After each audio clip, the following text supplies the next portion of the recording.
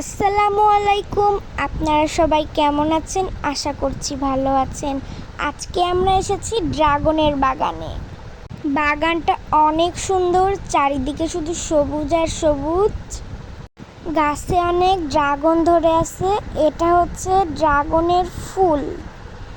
কে কে dragon খেতে পছন্দ করেন অবশ্যই কমেন্ট করে জানাবেন। আমার তো খুবই ভালো লাগে ড্রাগন খেতে।